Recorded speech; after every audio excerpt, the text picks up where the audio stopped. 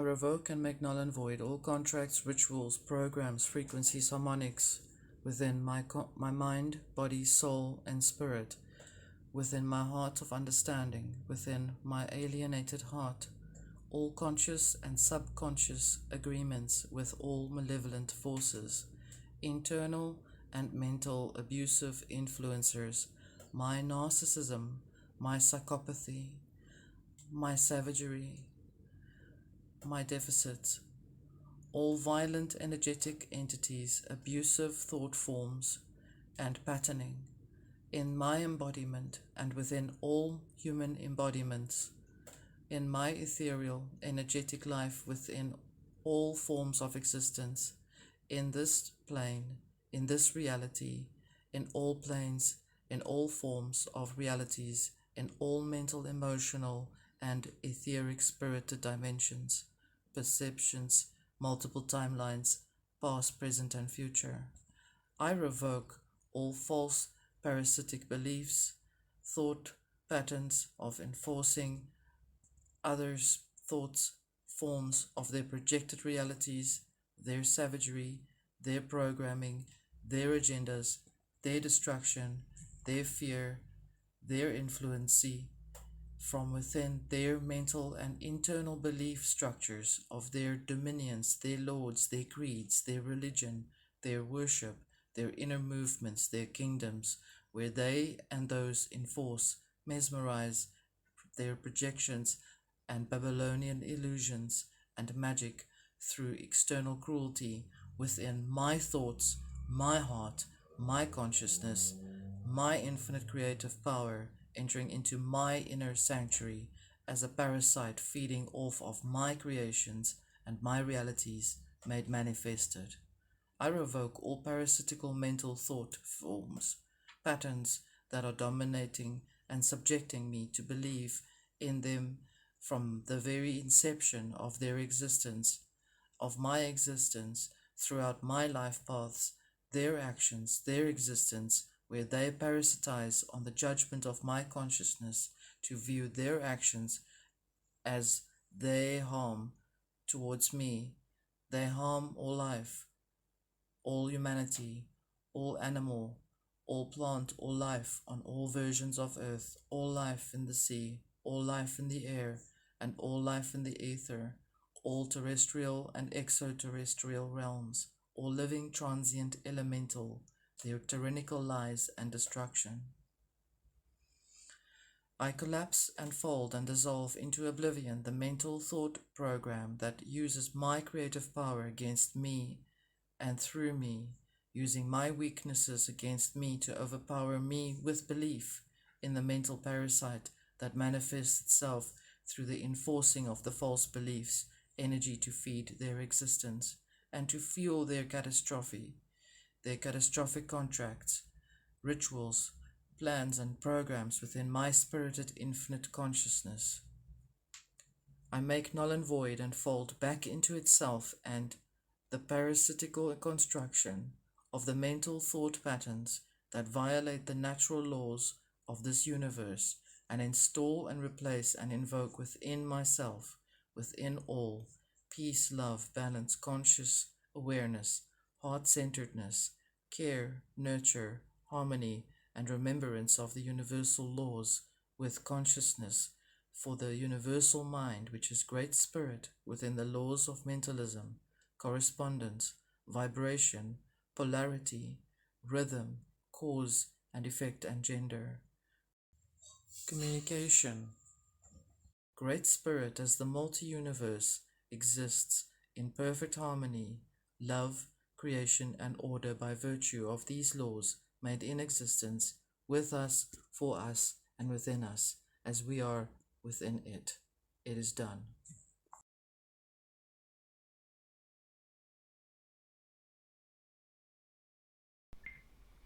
Hi everyone. First of all, thank you very much for the the commentary and the sharing and the taking part of the moving forward within infinite consciousness that we've been working on for so long. And this is the next chapter with regards to the bigger pieces of work that we've worked on with regards to the catharsis, and that we also understood the fall of Atlantis in a much more clearer perspective, and that we've also highlighted in the other two bodies of work information that is quite relevant to our changes that we're going through with regards to what we're seeing, and what is around us is essentially a mirror in itself of fractal frequencies, reactive fractals is what I would call it. And so while Atlantis is going through the process of falling in this golden age, because we are essentially in a golden age, gold, as I've said before, really means the clarification, or the lead. It's so symbolic in terms of alchemy, where we're seeing things more for what it is now. Gold is the clarifier, and we are going into the age of reason. So once we have everything clarified, we are able to understand what it is that we are reasoning, and what are the reasons for the things that we've been experiencing and seeing, particularly in this system as we're being shown, because they can't help but make stories or showcase their actions in regards to how they're trying to make us lend our sight so that they could use our fire-branded light, which is not, as I've said, particularly based on any color as such, but in a frequency as such. And so this next chapter is called the Libertean, and I've spelled it in a particular way so that we can see what we're looking at. There's no particular reason why I chose to call this work Libertean, other than the fact that it reminds me very much of what it is that we're facing. And while these towers are falling, these Babylonian towers, these ivory towers of belief and projections and egregores, and I've also explained that egregores are related to when an inanimated object is given a physical persona. So in other words, personification, when they personify something that doesn't essentially have an organic life in it. Not that I'm saying or negating that everything is not alive, but for purposes of the explanation in this particular chapter, this is why I'm bringing it up. So mythological creatures are given a personalized presence, so much so that people start to believe that certain energies are really manifesting themselves as the archetypal myths that we believe in, or that we are forced to believe in, which then creates a subjection, creating us to become subjected to a particular projected reality as such. And so this particular chapter is a very intensive chapter. I'm not expecting everyone to just get it one shot. It took me a long time to put together. I think almost just a little under a month, because of the information that's come through. As you know, the way that I gather the information is through internal journeying, as well as dreams and so on.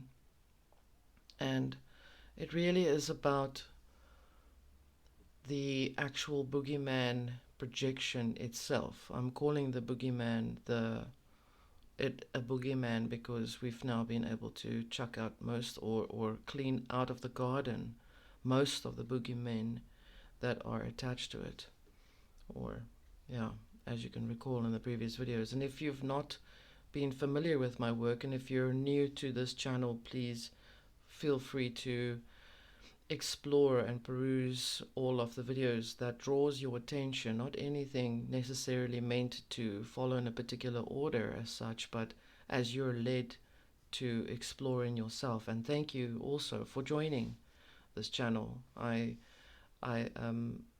encourage everyone on this channel to be part of this particular growth and this particular spirited exploration in which we are in as we speak. This is a very unique channel. It's not like any other channel, as I've said before, and I'm saying this again.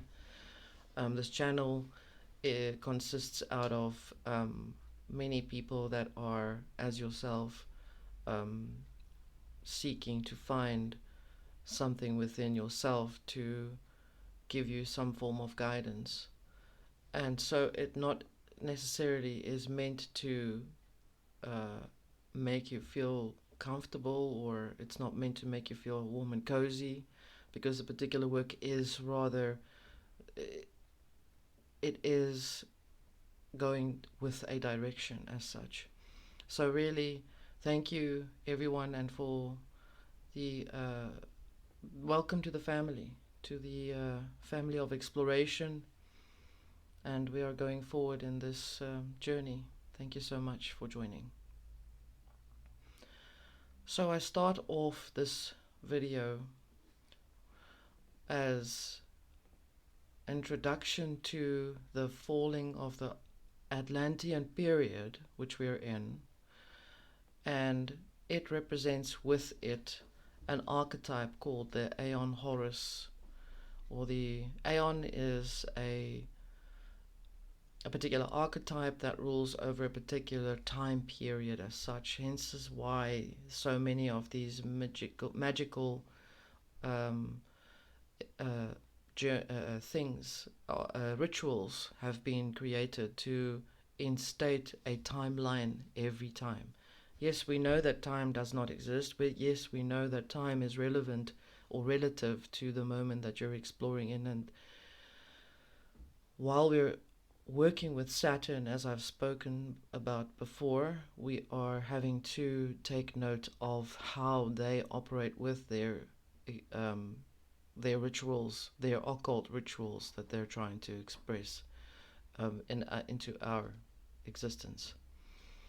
So you've perhaps heard me say, why are the towers falling? Well, we can see that the towers are falling because the more they're falling, the more the beliefs, the egregorical beliefs of suppressed expressive reaction to, call it louche energy. Louche energy is really our reactions to things as such. Why are these towers falling? Because we are becoming aware that they are just merely egregorical, and that they don't have much of a substance that finds itself or brings itself into an existence. In other words, if I tell you there's no Santa Claus, then the whole story of Santa Claus falls, if that is what I'm trying to explain. And it is creating a sense of chaos. They're seeking to, as I've said also in previous video, you'll find it where I speak about chaos magic. Their chaos magic as something that they use to bring about their changes. And when I say them and us, I'm referring to those who are refusing to accept that we are inherently organic, fire-branded, alive, warm beings. The word human is just another title to our existence as such, to who we are. And their chaos is our order, and our chaos is their order, if you can understand that. So while they are in chaos, we can establish our own internal order of how we, when I say order, it's such a wrong word, but when I'm referring to order as being more in control of oneself. And so in our case, it is best to see that our chaos really is, for us, the better option to explore in. We are facing many chances right now, while there is such chaos, to rectify a greater spirited consciousness within ourselves, where we can find ourselves within ourselves. One that I always call organic human infinite consciousness. I think I should, we should coin that. Let it be known the word organic human infinite consciousness is really here.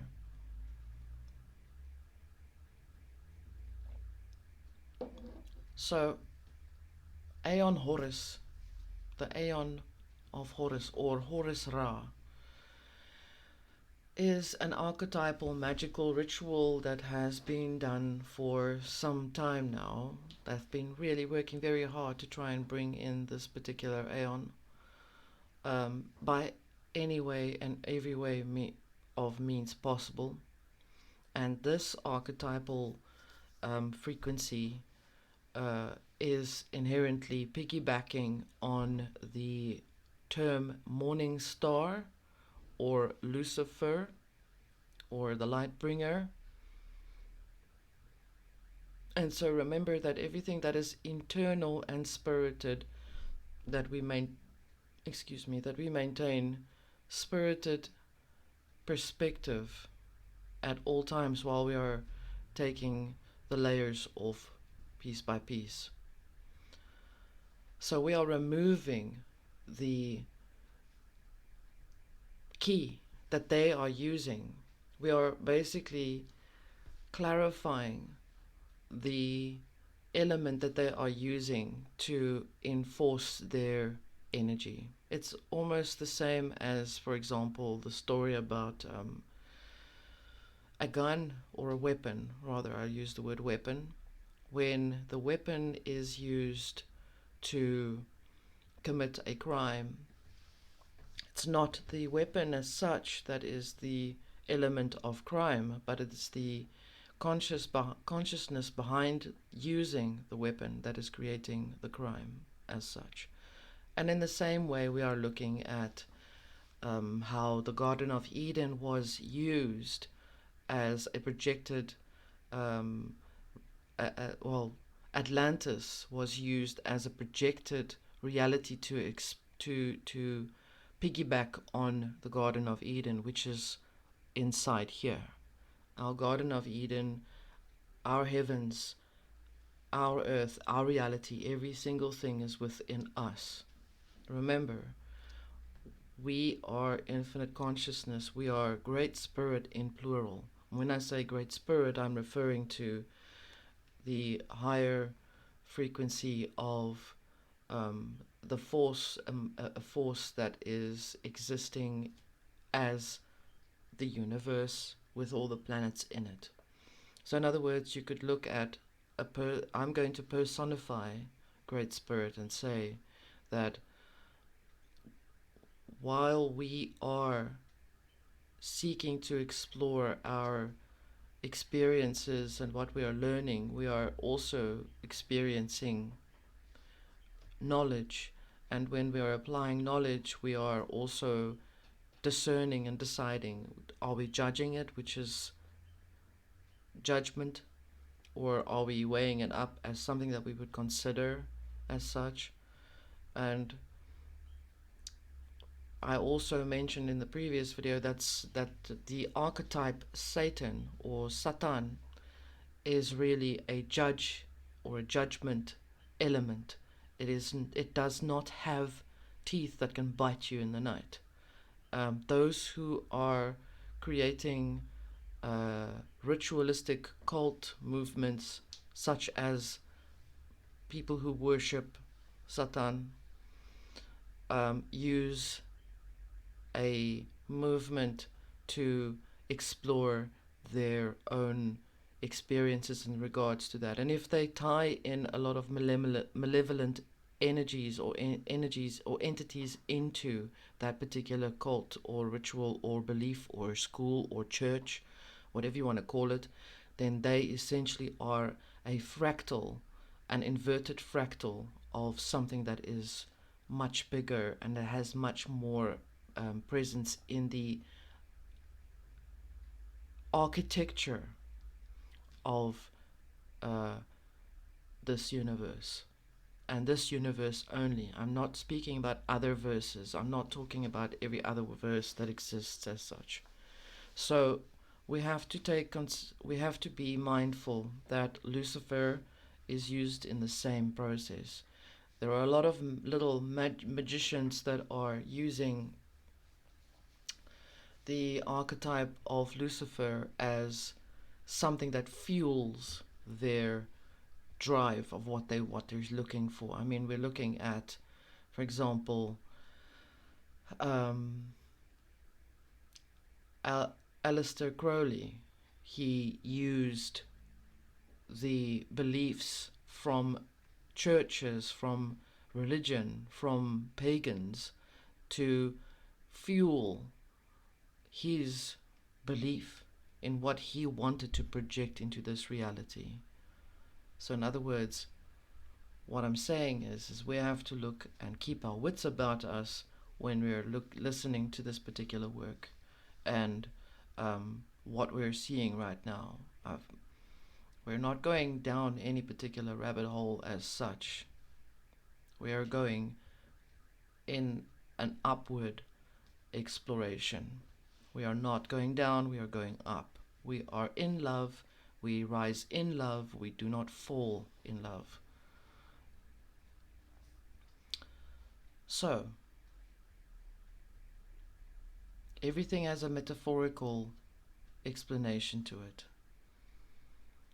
Archetypal energies that are personified over the many ages of the human existence all have a mythological or pre-Christian existence.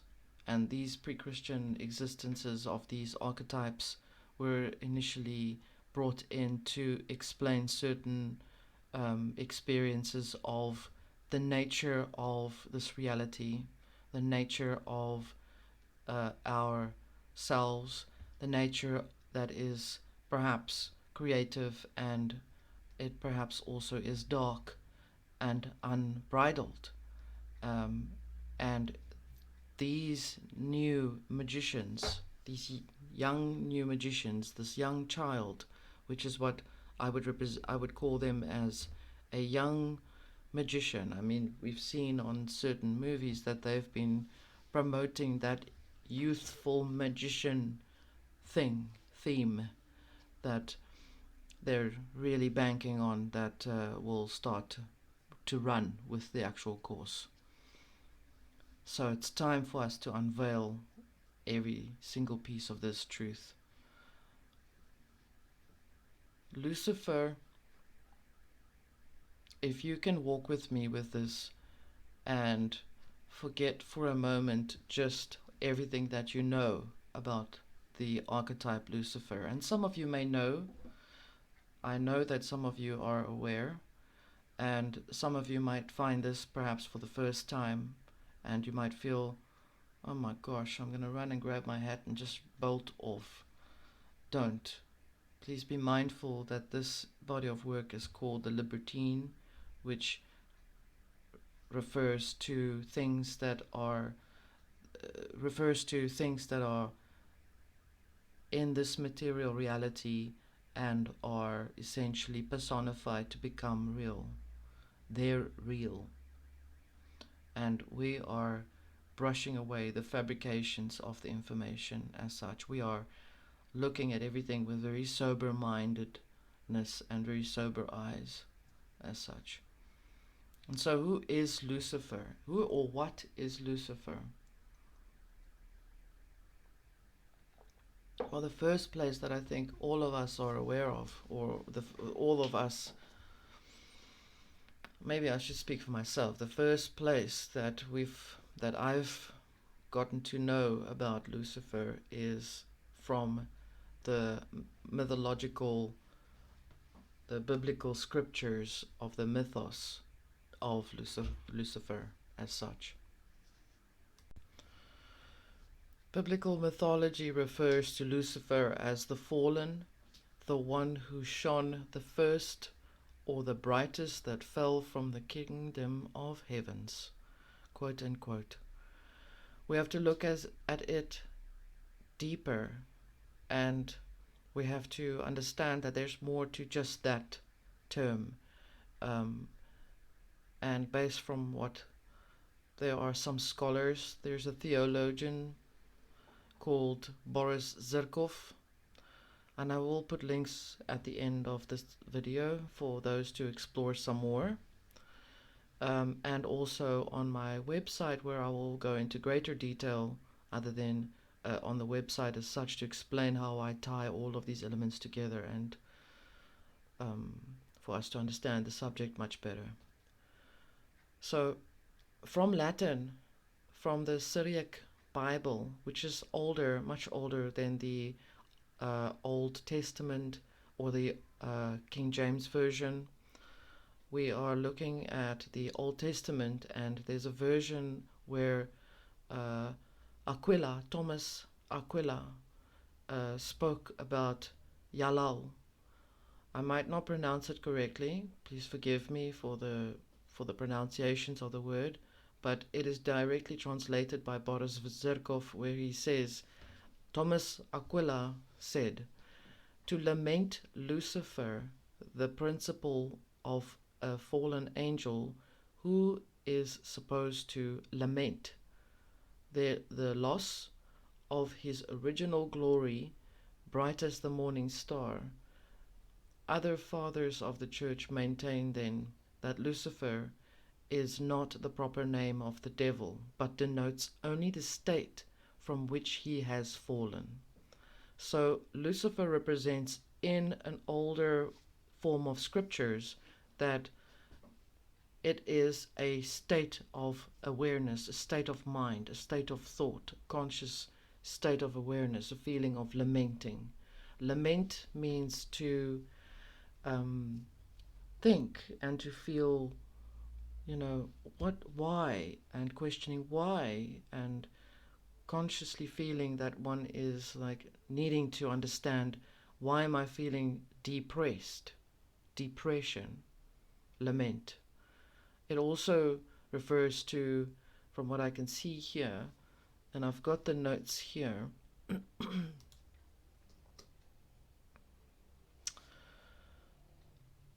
Lucifer is not the proper name of the devil, but denotes only the state from which consciousness falls. Okay, so when I am thinking of something really amazing right now, and when I say to you, the work took me a long time, I was working with it within my mind, body, soul, and spirit in every single way. I was trying to understand and reason and lament the information that was coming to me as well. And the information came to me through dreams and through experiences, as so on. And is also something that I've been wanting to talk about for a while now. So this information is quite sensitive in regards to that.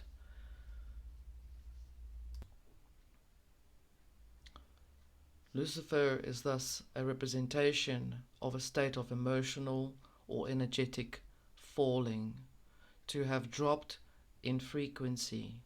In other words, for interest's sake, when we this is very key. Keep this in mind at all times. We are looking at the entire situation as an alchemical, metaphorical representation of the entire archetypal system, and then we're looking at the other side of the reaction, which from people that misunderstand, that do not understand the process as such, and that perhaps have malevolent intentions to ride on the coattails of this particular archetype as such. There's probably going to be a lot of people a lot of energies in this reality that are probably going to dismantle in itself because of this particular work. So when we switch the light on, light rises. The frequency of electricity rises to switch the light on. Okay? In other words, it is also born, birthed. That is alchemical. That is metaphorical. So I'll explain it again. This reality speaks like this. This is how we are supposed to speak.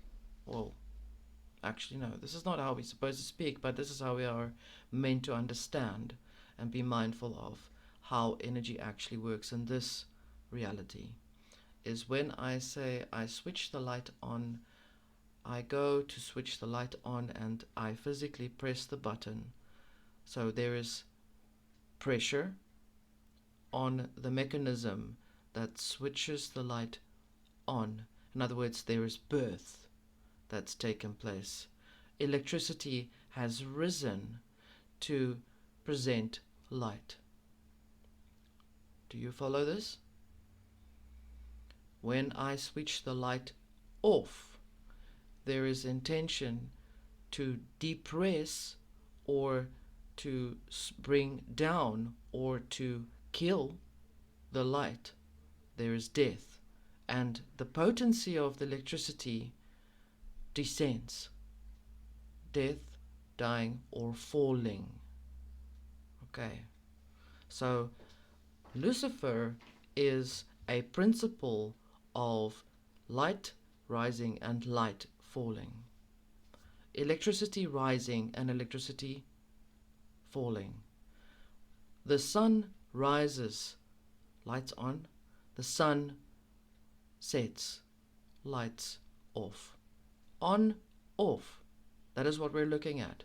That is the sum of the entire frequency that we're dealing with right now. And that is what we are analyzing, and that is what we are clarifying as such.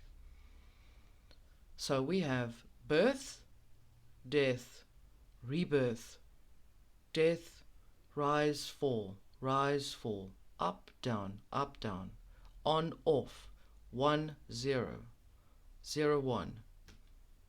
What they do is they switch it around. They're using something simple like that, which is inherent to the foundation of this reality, which is inherent to the foundation of how we exist, and they manipulate it and they mirror it back to us.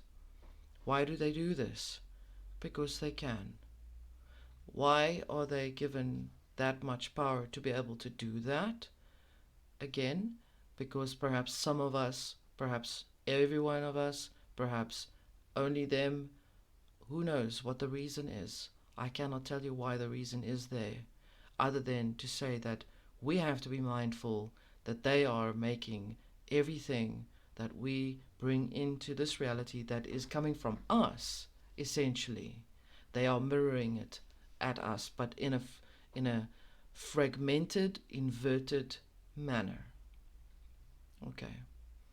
Now that we've got that out of the way, and we have just looked at the birth and the death, same process, same understanding of the gods that existed as mythological references to nature. Nature in itself can appear to be cruel. It can also appear to be kind. It is whatever presents itself in the manner in which it is. It is upsetting to see a predator animal attack its prey, and yet the predator animal attacks the prey because it has to for that particular purpose and nothing more than that. What they do with that particular reference or that representation is they contort it, they twist it, and they invert it straight back, so that when we're looking at anything, any given thing, Now they're going to go and hunt all the hyenas down in South Africa. Thanks to the Lion King. Okay? And thanks to the Lion King, we have canned hunting that take place here, which is disgusting, absolutely horrifically disgusting. I actually wish that people who are taking part in canned hunting, that's when the predator, the apex predator of nature, of this nature, is dominated by removing its freedom, its experience. I'm going off on a tangent here. But that is how I feel about it. You should never just hunt for sport. You should never hunt for sport. Hunting for sport, I have nothing to say about that. We hunt to live from it, to exist.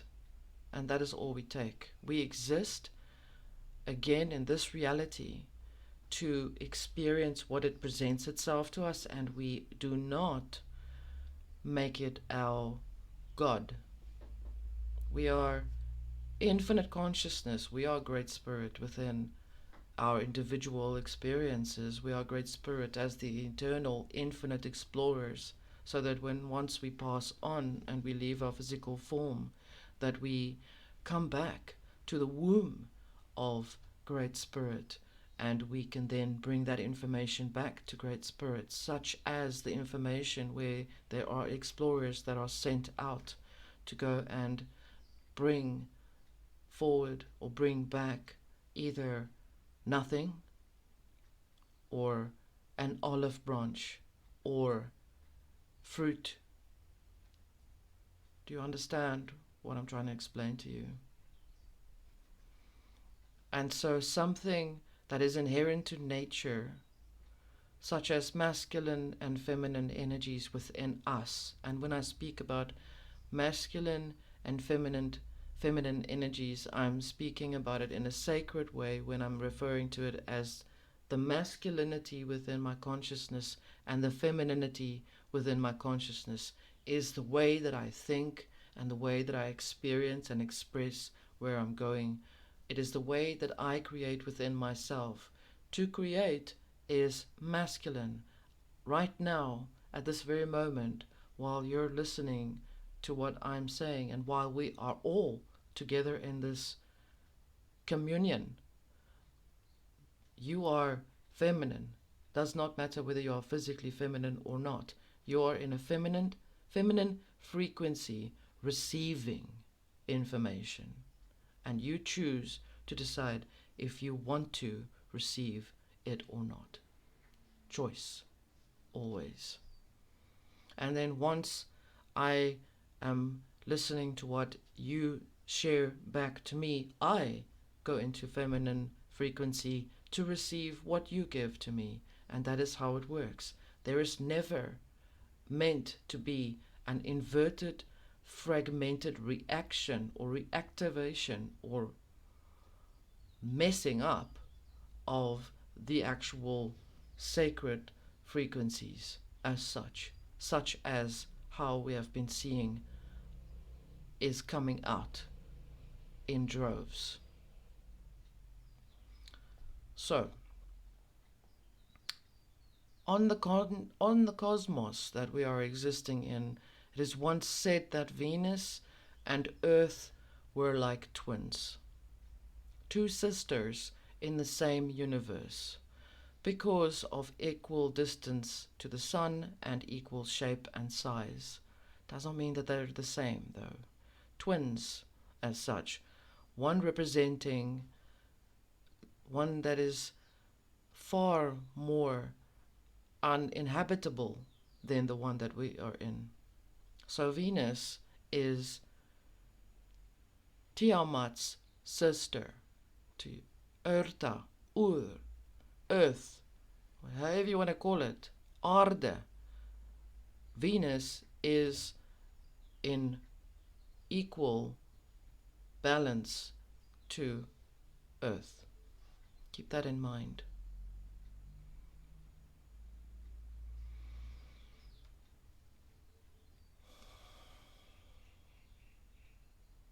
So,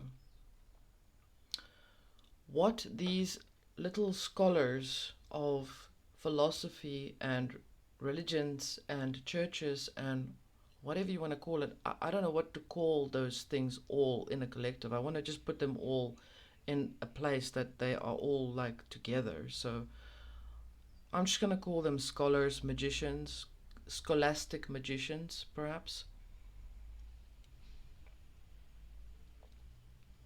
We must understand that Venus was then used in their philosophy as something that had a feminine representation to it, and that she absorbs through empathic transference everything that happens on earth, and she processes all of that bad shit, while earth can go while earth can just function as normal. It's okay if I go and hurt that child as a priest or whatever you want to call it, because really when I close my eyes quickly, 1 2 3, I just say, Hail Mary, please forgive me, and for all your terrible sins and stuff just goes taken away from you, and you're perfectly fine, and you go into the arms of Jesus. So I can rape and pillage and plunder, do whatever I want, because when I must just time it right, get my last rites read to me to forgive me from committing crimes against humanity, because it's okay. Now those people, since then they've learned that actually they're in big shit, because there are some of those people that have been reading those rites and things for them, that have been wondering, yeah, do I have to? I don't think you're actually deserving anything that is good, because you've molested so many kids, or you've hurt a lot of people, and you've just done it and done it and done it. I mean, if you were sick, I would have understood, but you're not sick. You're so aware of your actions. How dare you? And that's when things started changing for them. That's when they started worrying, because, let's go kill that priest, because he's not going to do that for me. Let's just create another little order. Let's just create a little boys' club inside the Club of Rome, as such. Or the brotherhood, sisterhood, not see my face, right? Brothers in anonymity, you can commit crime. Brothers and sisters, right? And they started worrying about their eternal youth, their eternal existence, their life, their mortality, rather. And so they started to change the game a little, because they got a little worried, right? There are no more of these guys. I want to pardon them, kill them, perhaps. And so they're worried about their mortality, because there's no middle door anymore. And so the little popes, they go and then they create little new laws and things in place. You know, maybe we could create some more organizations that could help people to see that actually, we do care about animals, or, the National Geographic people. I'm dropping a lot of names in this thing. Essentially, the guys, the very, very mere guys that have created these, what do you call them? Philanthropy groups. You see, the philanthropy organizations, not every one of them. I'm referring to some, and I think you know which ones I'm talking about. If you really had to dig in a little deeper, you'd understand and see that most of these philanthropists are people that use that particular organization as a middleman, or a middle door, or that priest that comes to read their rights, to write their sins for them. The sin eaters, they've created sin eaters. It's amazing how so much of that information comes through. I mean, someone with a guilty conscience must have made that movie to explain exactly how they've gone to change things, you know. So, why was Venus used as a scapegoat? Well, again, the whole thing falls onto not taking responsibility for your actions, not um, uh, you cannot do that. You can't do that. Yeah, but I can. I've just done it, and I'm going to do it again because I like it. Yeah, but why are you doing it? You can't do that. That is immoral. Yeah, but I'm doing it again. Look, I'm doing it again. Oh no, you don't like what I'm doing. You don't approve? Bah! Oh, let's just create an egregorical thing that will protect us from from ourselves. The twisted serpentine brain that has that reminds me so much of aliens versus predators. Really, alien versus predator, which one's worse? Seriously, people, think about it logically. Conflict within inverted conflict, posing and opposing itself to try and mess with your consciousness. So all I do is just look away. I don't even close my eyes anymore. I just look away. And I know what I know.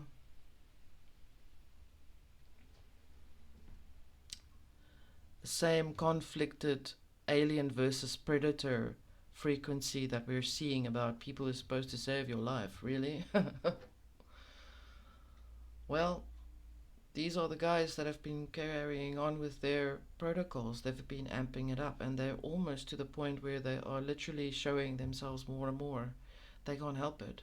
They are literally revealing more of themselves, more and more.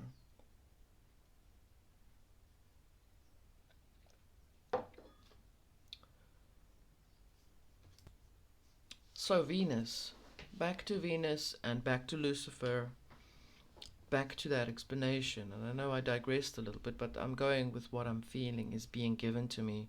So thank you for walking with me on this.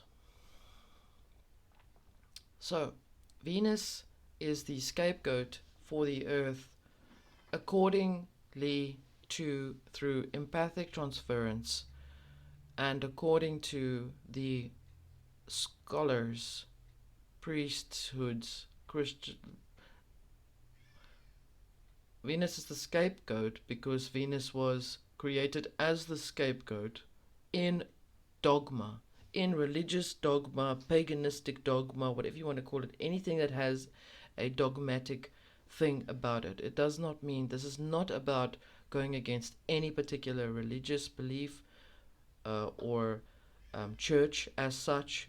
It's got nothing to do with what you believe and what you feel and what helps you to go through your life.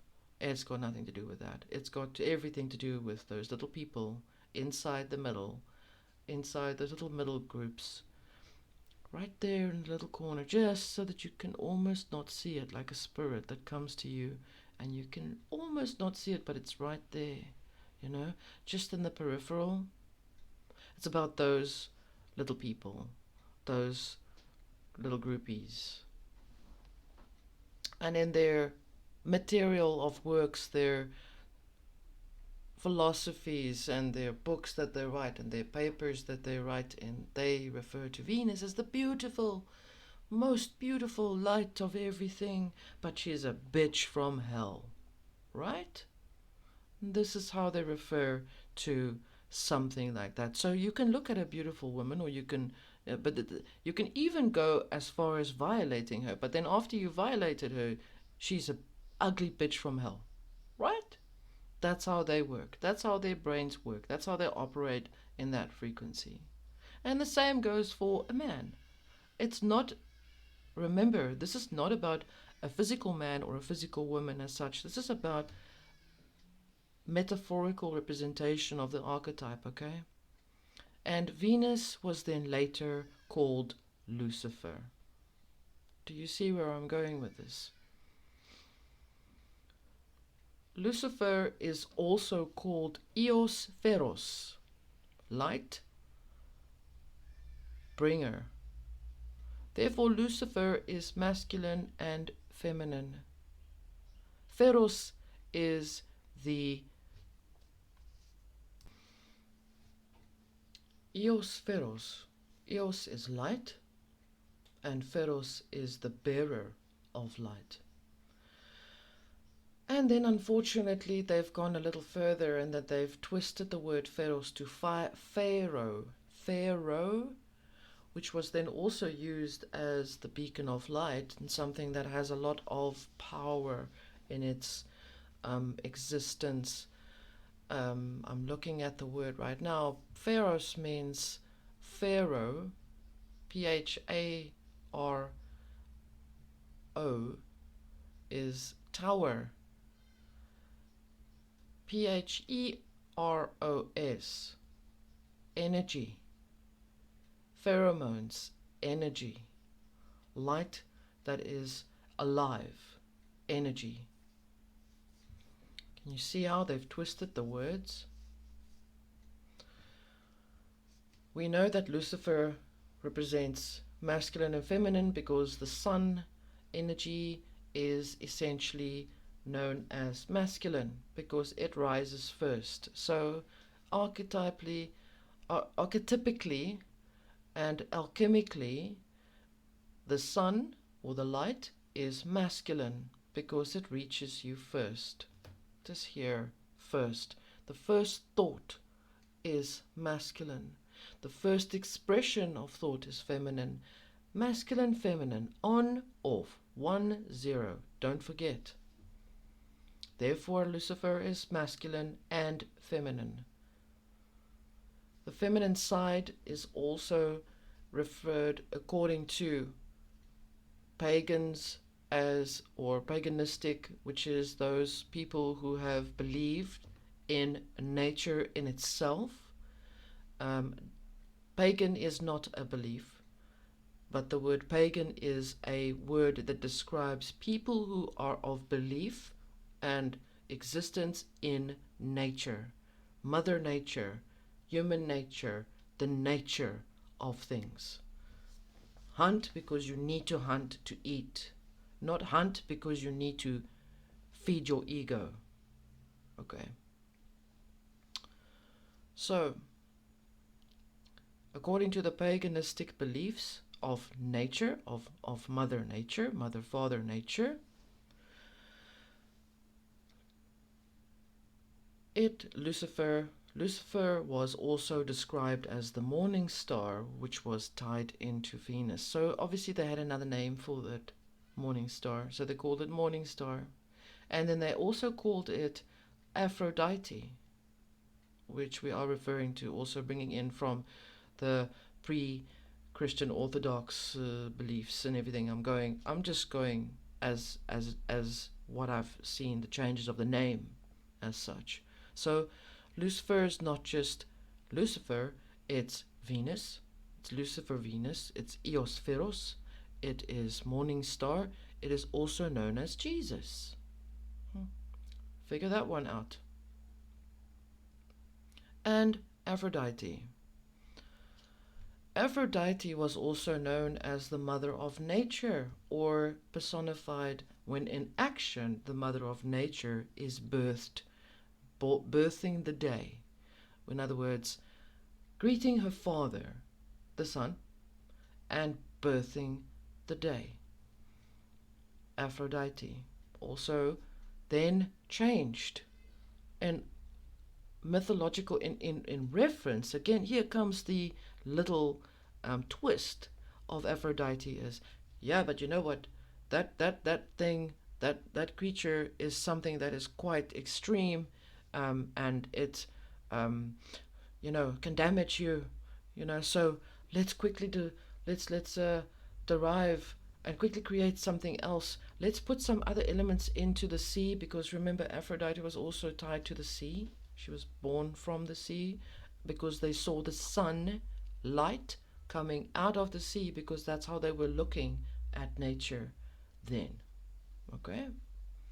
And so the way that the morning star comes up, there's Venus, there's and there's this beautiful pink blushing light. That must be Aphrodite.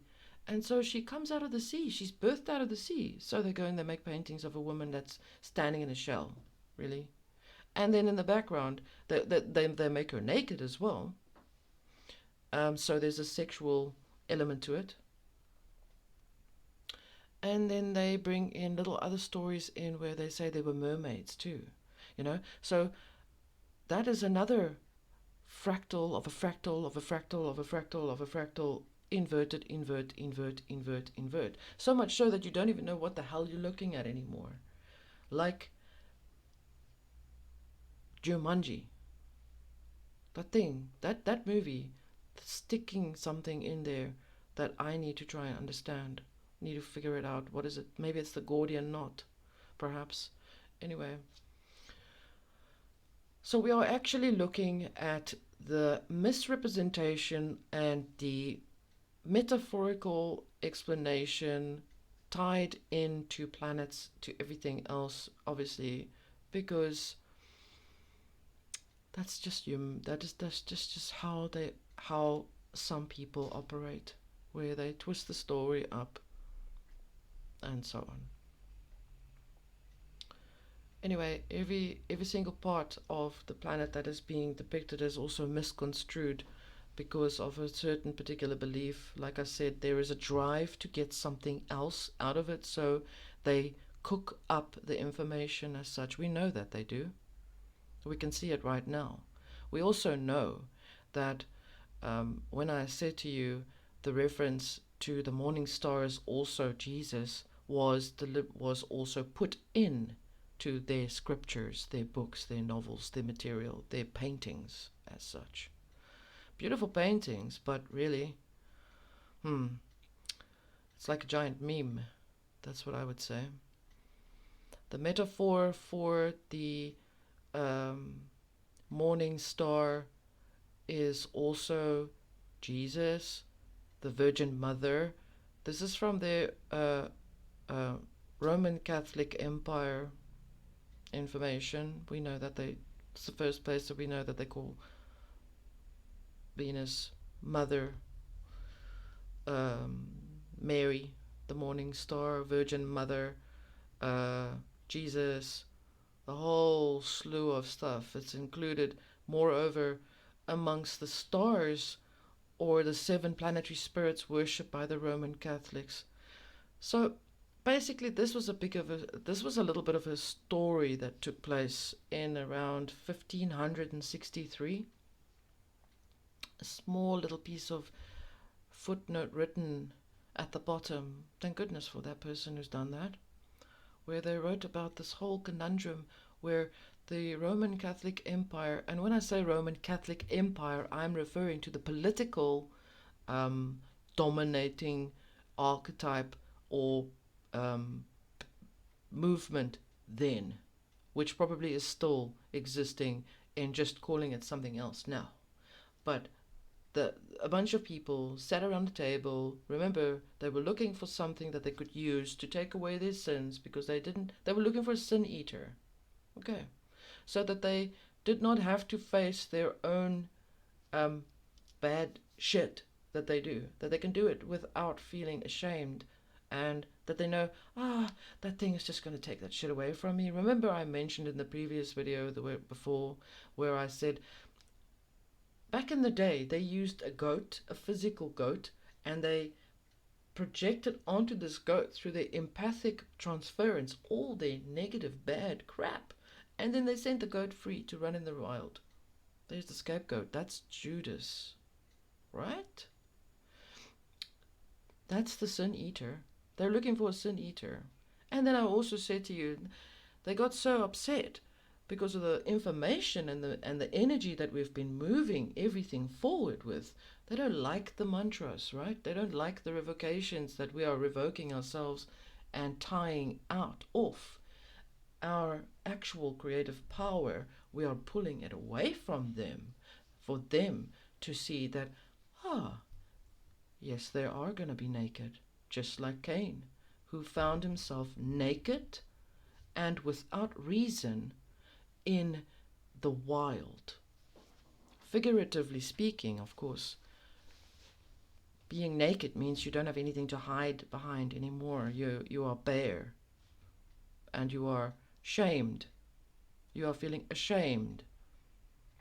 Hence is why they tried to use that story, that information on Adam and Eve being ashamed of their nudity as part of something that they tried to tell themselves.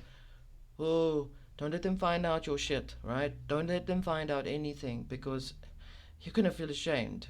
So there's a little code in there that they wrote in those books.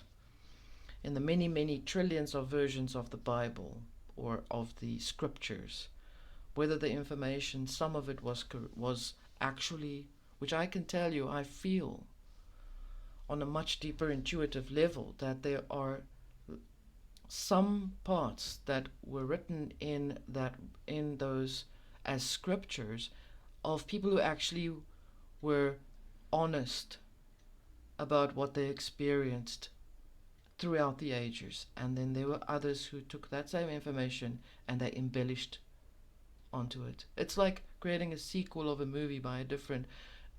Actually, here's my pet peeve. It's like taking Star Wars, written by George Lucas, irrespective of who he is, and what he's done. This is not about him. And then giving it all to Disney. Yeah. That's just something on the side there. So back to the material again, to Lucifer. So in 1561, the Roman Catholic popes had a problem with the pagan beliefs of the 7 planets. It says here, the Roman Catholics had a problem with the pagan beliefs that were attached to the planets. Built by Michelangelo in 1561, the 7 angels. So the planets were then depicted as 7 angels or 7 powers within the self that are represented by each planet. That was then. That was what the paganistic belief, Greek belief, energy was. Okay? In comes the Roman Catholics and they say, no, we can't have that. That's too, pagan, cult, there, bad. That's bad. That's black magic there. Change it to Saint Mary of the angels. And the angels of the planets' roles were changed in their books. So the Greeks then had to change the names of the planets, and then the planets were referenced by some people as Mithra, who conquers. So Mithras is Persian. It's brought in. So this particular Pope Pius, I think that was his name. Yeah. Pius asked, please change all of the information. We can't have the universe. We can't have Earth be, dominated by 7 angels. Rather call Earth, rather call Venus Mary, and Earth is separate. Earth is like holy, and all the other planets around Earth. That's now all the 7. The rest of the planets are all now the angels that are standing next to Mary. Okay? Do you see that story? That's how they started to change the story. And then just to help make things feel better for them, they also invented the whole thing about the tradition of Michael. Michael, which slays the dragon. Venus then became the dragon too. Can you believe that? And Michael was the earth. Okay, do you see the horrific manipulation and distortion of something that was originally of nature? Okay. So to bring it much more closer, we can say that there were far too many theologies and stories and too many cooks that tried to copy the pagan beliefs and interfere with it and really mess up everything, mostly. All because of in the name of that particular power as such, them, that, then. They then also went further, and then they used in the name of Lucifer that Michael slayed, right, the dragon, where they then created their beliefs in, as I've said. It's important for us to also realize, and this is going to be a long piece of work, right? So listen to this in chapters. Don't feel like you need to listen to all of this all at once. I don't normally make this as long. It's probably going to be very long. We need to understand that the Roman Catholics, there are so many beautiful people who are in that particular belief system. It's not about that belief system. It is about the people in the belief system. Don't forget, I'm not slamming any particular belief. I'm not slamming any particular religion or any particular culture as such. Okay? I'm pointing out to you, look, there's a piece of bad mud stuck. There's this spinach in your teeth. That's what I'm trying to point out to you. Not your teeth, but generally speaking. Okay. So they were having a problem with the Greek people. The Romans having a problem with the Greek people, so they started creating a something called an imperial culture, imperial cult, which is the empire, which is the Roman Empire that is religious, that is Catholic related, kind of tied to, and along with the imperial culture, it gave them chance to actually exercise their political power, because they were then feeling threatened by Christianity as such back in the day. As you can remember all the stories between Romans and Christianity or Judeo-Christians. So I'm not going into that detail as such. I'm bringing in the information on what is using Lucifer as a scapegoat.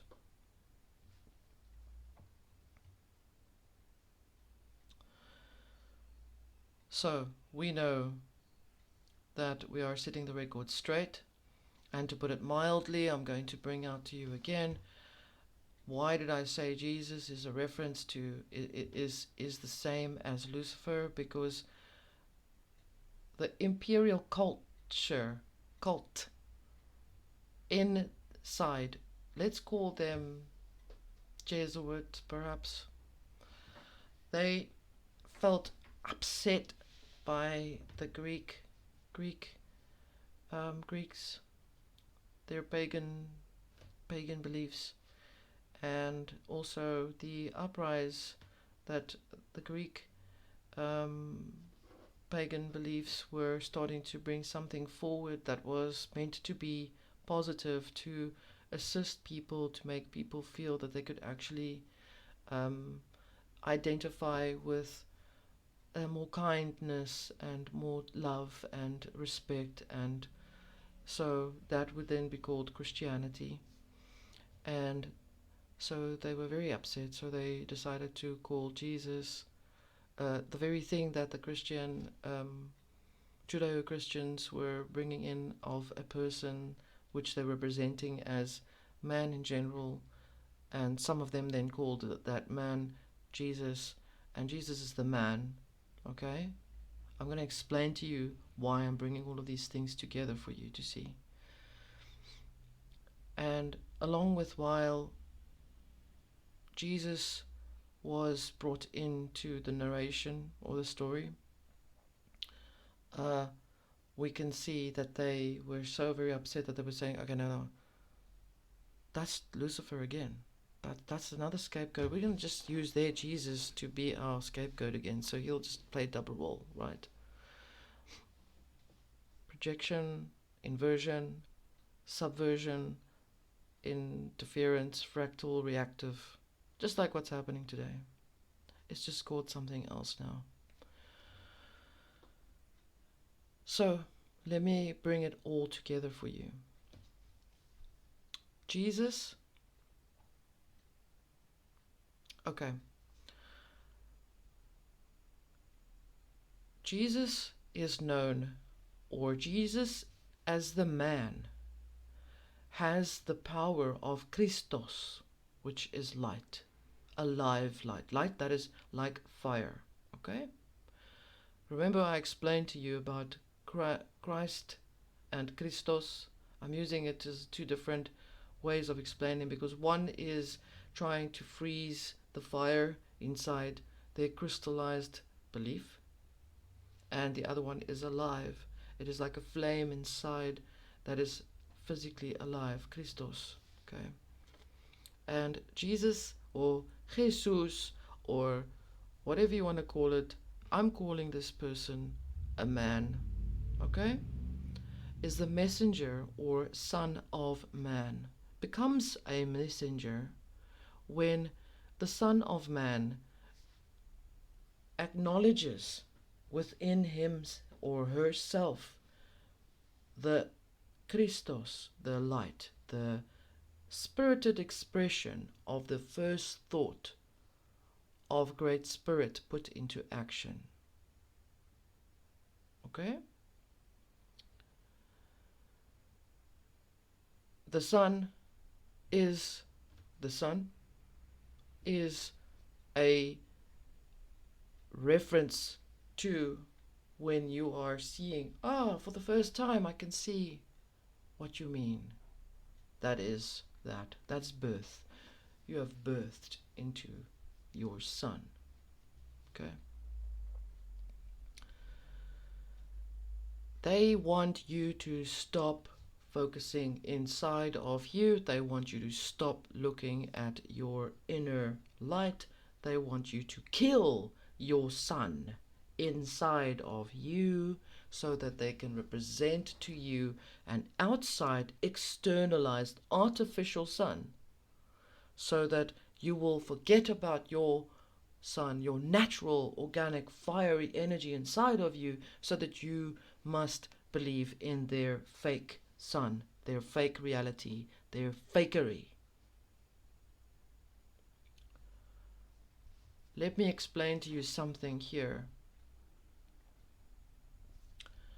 I am inspired. That is spirit. Spiritos. I am inspired. Inspired. Inspire, fire, inner light. I seek to express. I'm thinking, how can I express what I'm inspired with? How can I share this with you? That is inside still. Lucifer, light bringer. I express that light, that thing, which is called Christos or Mercury.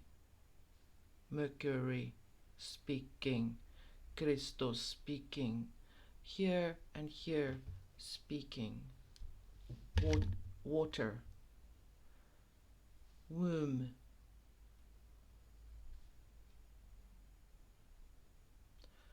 Then, after I've spoken about it, I then create.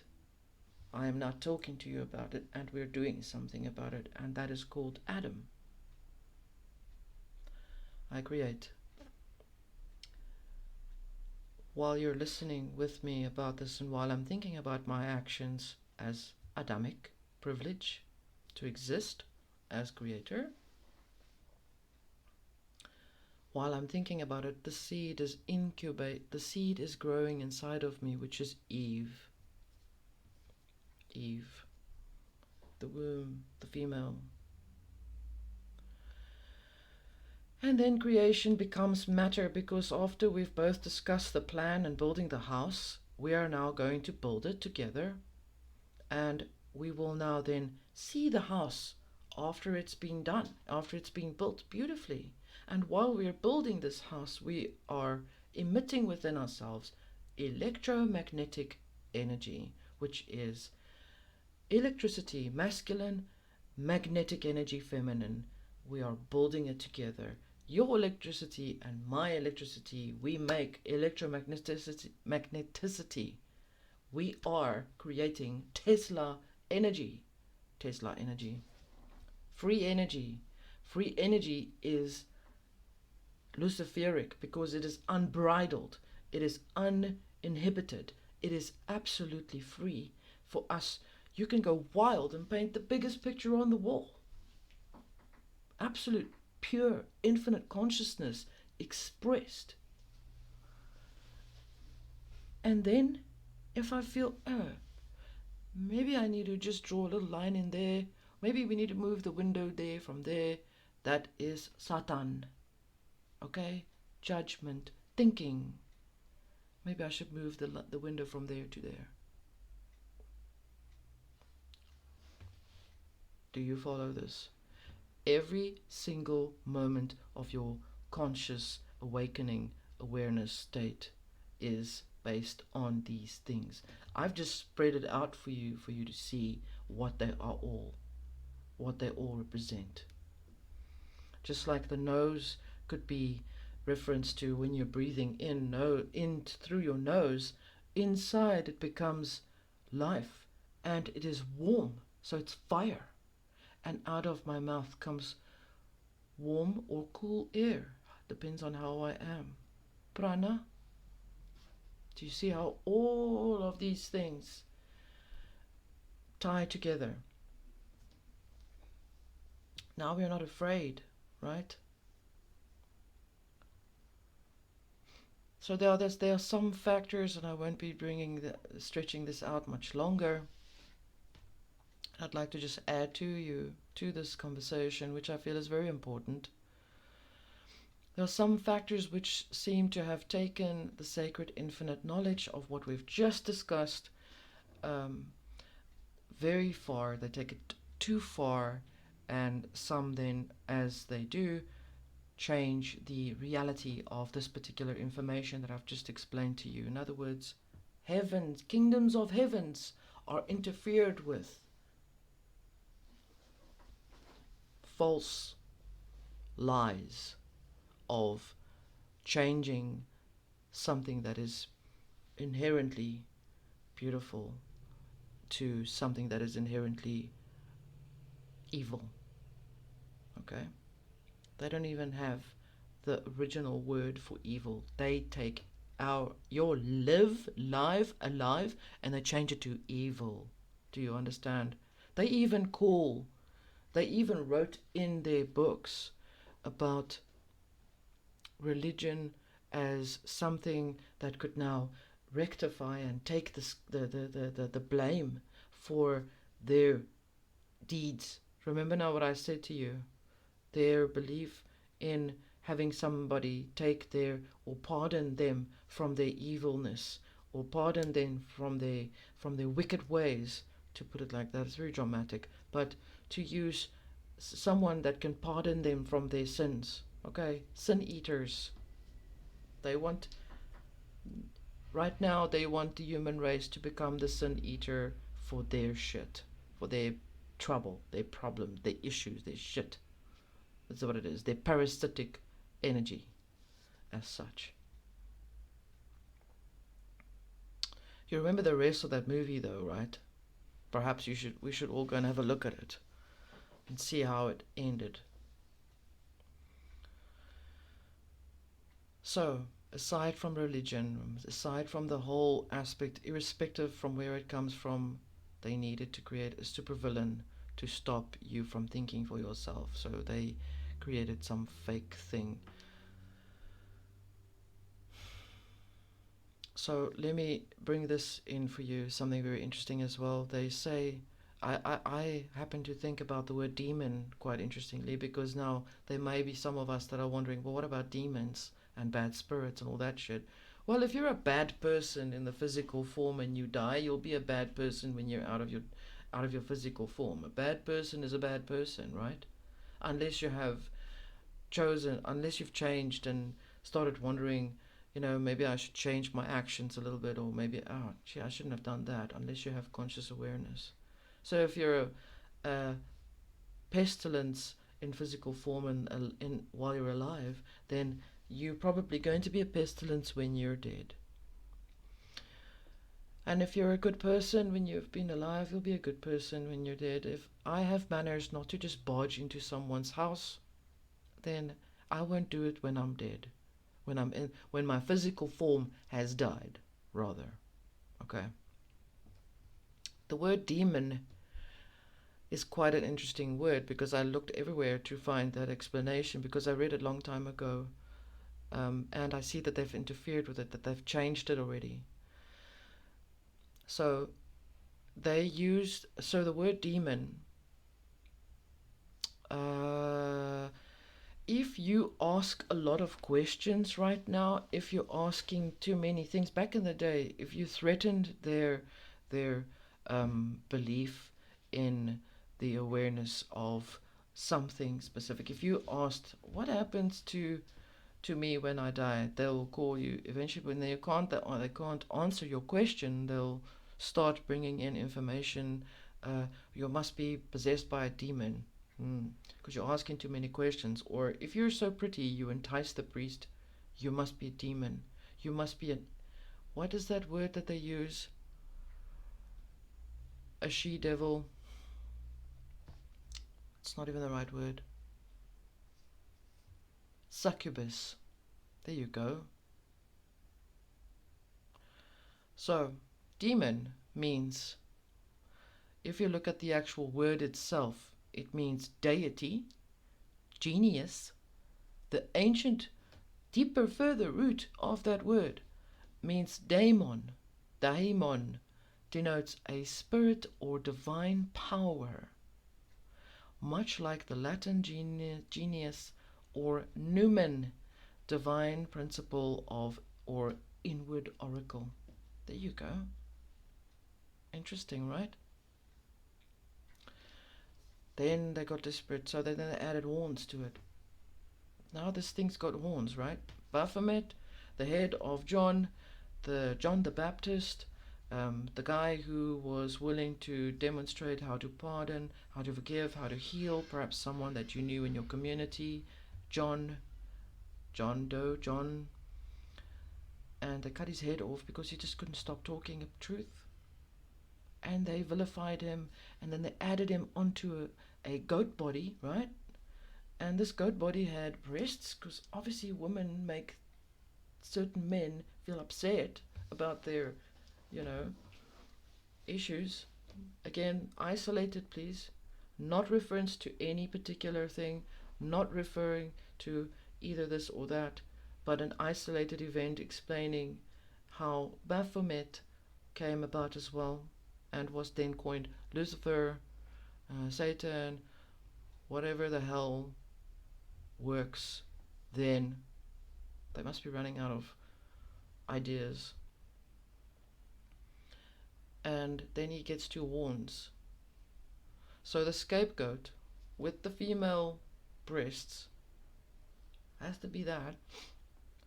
And then the penis, which is Mercury, which is also vilified because it is extreme, and it is also embellished to create masculine power back then. Okay, because that symbol is very old. And the horns are the masculine feminine principles, so they already try to brainwash you then to your. So let me tell you something interesting. When you are very much spiritually in your presence, and you're trying to become aware of knowing something, you go within, the information then comes to you, and then it plumes out of you and back into your heart. Okay, and that plume of energy that actually comes out around you is also related to the null zone, or the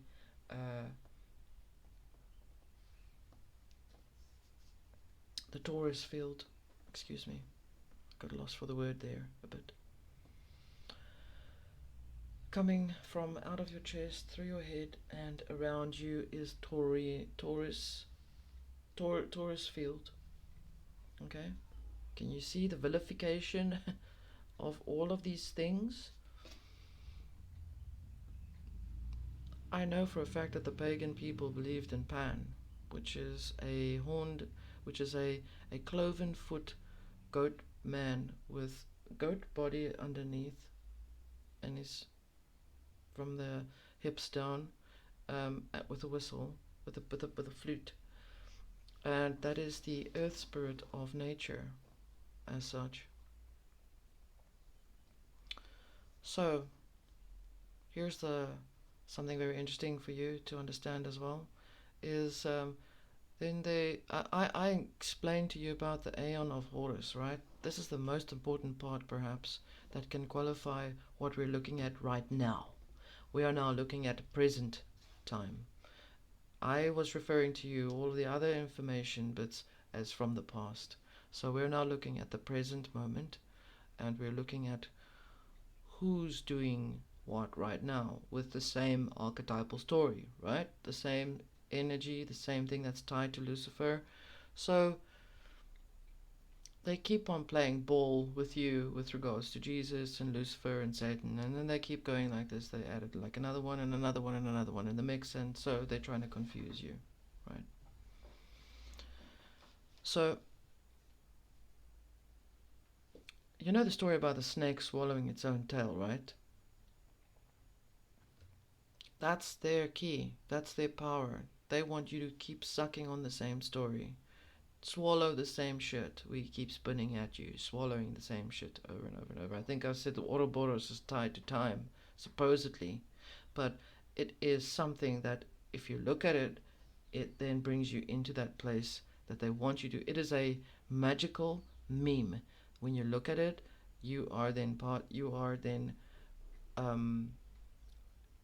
forced to face only the same story over and over and over and over. Okay. You can look at all of these archetypal mythological imagery. It's fine, you can look at it, but just remember who you are. I always say, remember who you are and what you are, and that which is around you cannot entice you, bring you into subjectivity at all. As long as you know who you are. Who are you? You are infinite consciousness. You are great spirit individually and in plural, where you are unique and whole to your original experience, an organic human that is experiencing its own infinite consciousness as great spirit is living through you, going into this reality, experiencing this reality, but never worshipping it, never making it control you. So that once you put your head on the pillow and you don't wake up the next day, that you then return straight back to the original form of what you have always been, which is part of a greater, higher frequency, great spirit. Okay, which is every single thing that we are experiencing, which is also right now, as we speak, experiencing a dying off of parasitism in its original consciousness form. The greater the parasite interference, the greater the dying off, the more the drama. Drowning man, don't forget.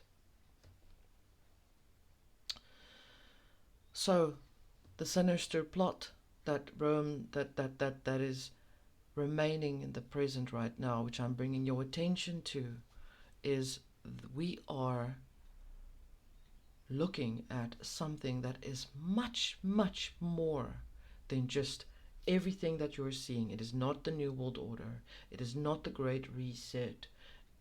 It is not this COVID. It is not Klaus Schwab. It is none of these little creatures, little things that are trying to create a chaotic symbiosis with you. It is none of these little movements, these little people that are reactive. It's got nothing to do with any of this. Okay? The bigger issue here that we're looking at above all of this bullshit is what is inside of you, and that which wants you to stop connecting to that which is inside of you. We are dealing with a far greater, sinister element at work here, but we have been prepared for it. That which is trying to stop you from accessing your energy, that thing that these little dark magicians are working on, is to try and stop you from identifying yourself with who you are, with what I've just said to you just now. They want you to stop that. Because why are you doing that? Because what you're doing is you're stopping them from having a chance to exist. That's what the issue is. That's why everything can happen so quickly. There's this sudden now there's the sudden cutting off of, people. Countries are now isolating because there's another variant. What the hell? It's the same shit. It's the same shit. It's just extra crap, making you feel derailed, making me feel like I'll never be able to see my sister who lives in Ireland because they've cut off the doors, they've shut everything off, and that is the problem. Do you see? They don't want you to feel whole, spirited, and alive, and infinitely conscious, and know that you are great spirit in plural. They don't want you to do that. They want you to give your power to their Aeon of Horus through the occults, rituals such as injections and swabs and resets and New World Orders and super cities and all that bullshit. They want you to give your Tesla energy in physical form to them. Okay. In 2013, they created some ritual where they were trying to bring in the Aeon of Horus. And the Aeon of Horus is just another variant, I love the word, of the same thing, where they are interfering with your electromagnetic energy. Children have always been the target for this. Like Orion is the hunter of children, okay? Understand? And Atlantis is the place, is the place for the children to be sacrificed in. Okay, and when I say children, I'm not referencing necessarily speaking of physical children. I'm talking about actual generations of people who are children of a previous masculine, feminine, mother, father.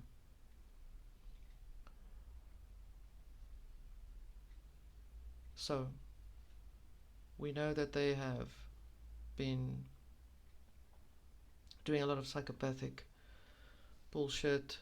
I'm not going to mention the names of the people that I've brought the information through because it will be on my website for you to look at a much deeper reference here, but I am going to tell you that they have committed a few rituals which includes all of the aspects of the things that I've just mentioned to you about the entire situation that we're living in, how they've manipulated the understanding of Lucifer or Tesla energy. And I keep bringing in Tesla energy. I'll explain. Tesla energy is free energy, which is electromagnetic energy inside and around you and in what you are existing in. That is Tesla energy. What he did was something really amazing. One could call him a Christos, right?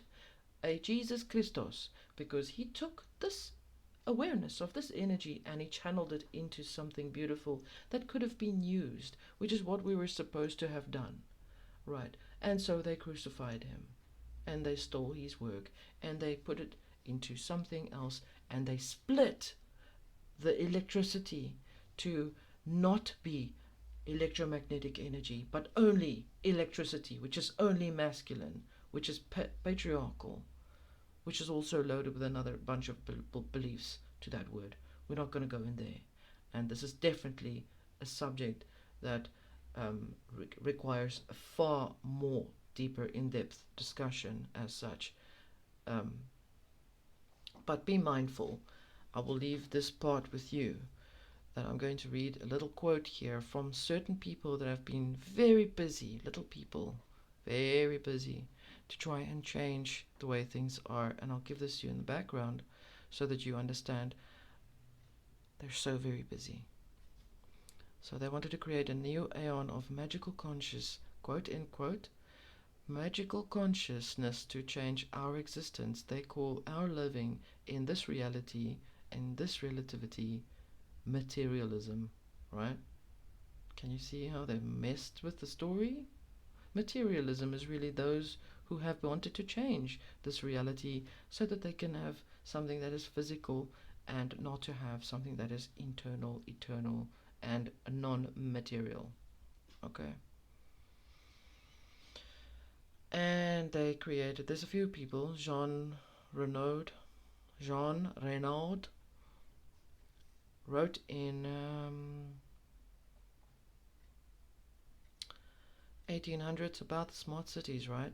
I'll put the links out for you guys to look at.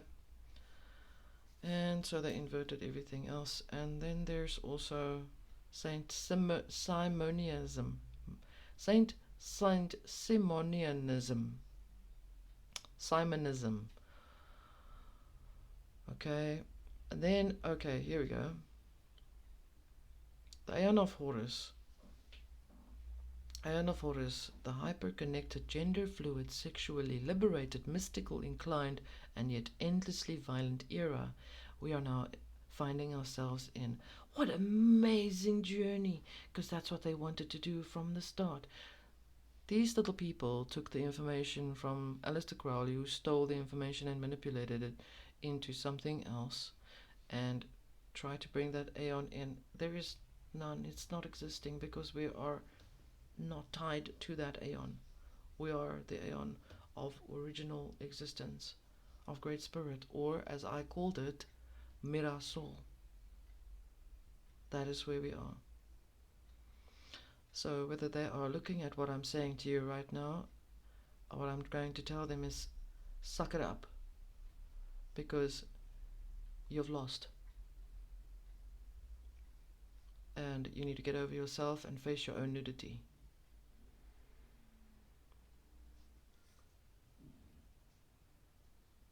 I'm going to leave that information with you.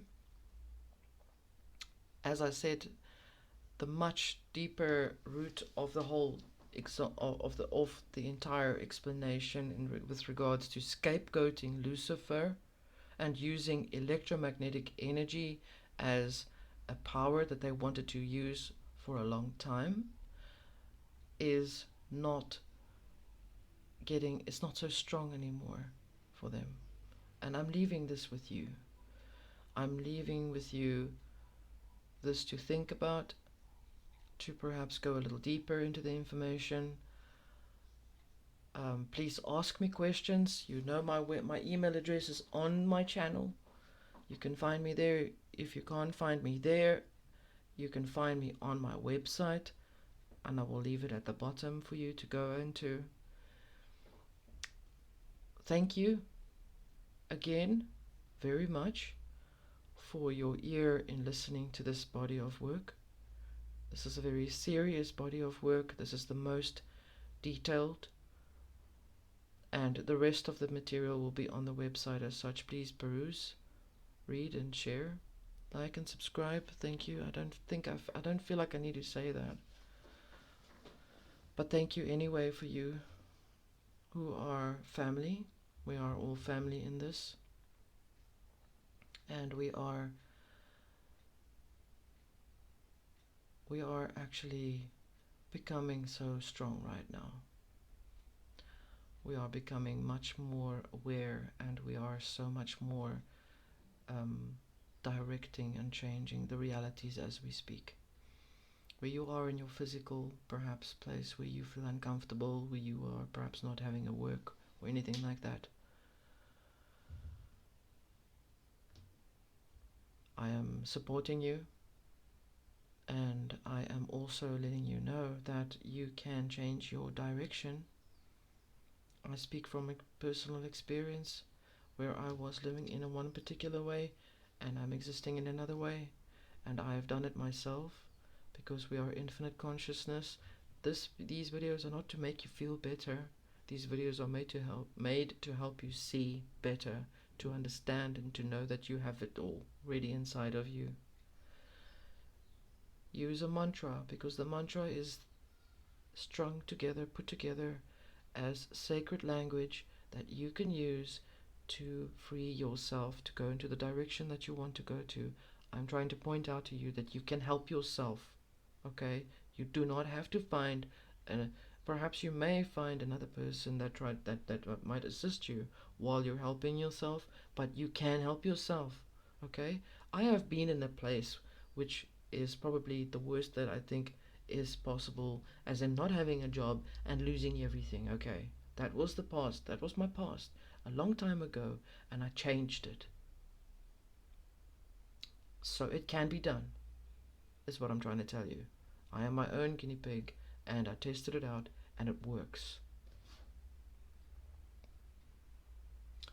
Thank you. I wish you a good week, and much love. Thank you always. Bye.